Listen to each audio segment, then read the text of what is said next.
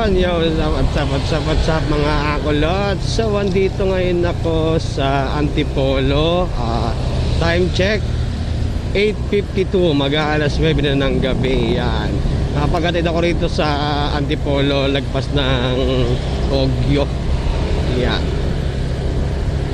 Mukhang gapang ako rito dahil naghintay ako ng mga 20 minutes, wala pa rin pumapasok. Kaya siyempre huwag tayo mawawala ng pag-asa.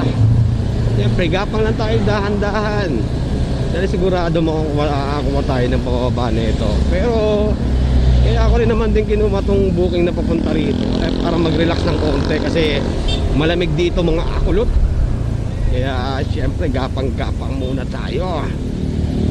Malamig dito, sobra, para ka nasa Baguio.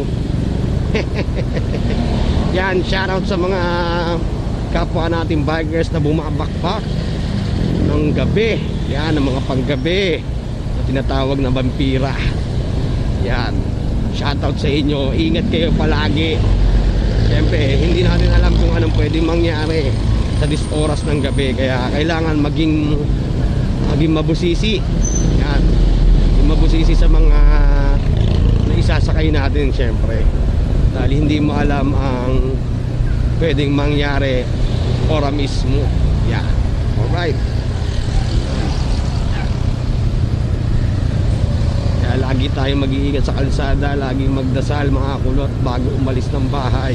At syempre, pag nakauwi tayo ng matiwasay sa bahay natin, kailangan magpasalamat din tayo, syempre, sa isang araw na to.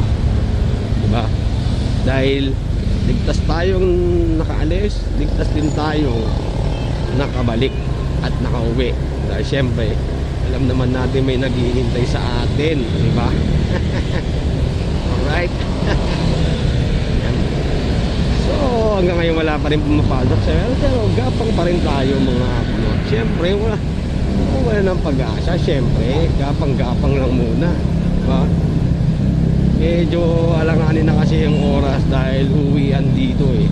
Malay nyo, makakuha tayo ng call center, diba? Malay nyo, makatagpo tayo ng, diba? Sabi nga nila, hindi para sa'yo, hindi para sa'yo.